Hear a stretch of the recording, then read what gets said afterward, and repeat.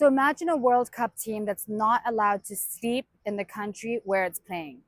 That's reportedly what's happening with Iran's World Cup team. So even though the World Cup is the world's largest sporting event, it's being Trumpified and shaped by Trump's immigration policies, even though football isn't even the biggest sport in the US, or soccer as it's called here. And as with so many things in this administration, there's so much confusion.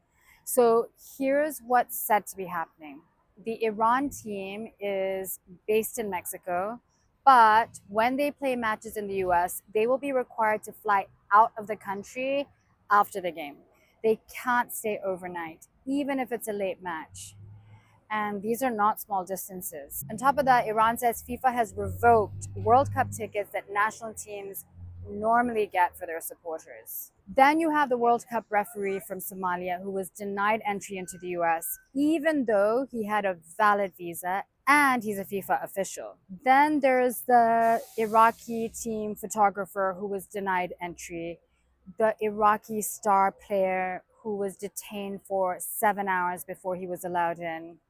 And this is the first time Iraq has qualified for the World Cup in 40 years. It should be a moment of celebration and a moment of excitement for first time teams like Cape Verde or Curacao. How cool is that? Those are the stories we should be talking about. But just before the kickoff, we don't even know who can and can't get into the country. FIFA says entry decisions are up to the host country, but let's not forget this is the FIFA president who presented Donald Trump with a custom made Peace Prize.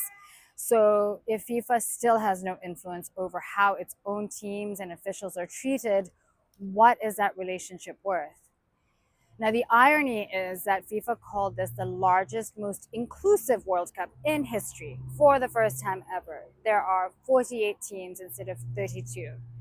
But even though the World Cup is being hosted by the US, Canada, and Mexico, right now that inclusivity is being dictated by one country.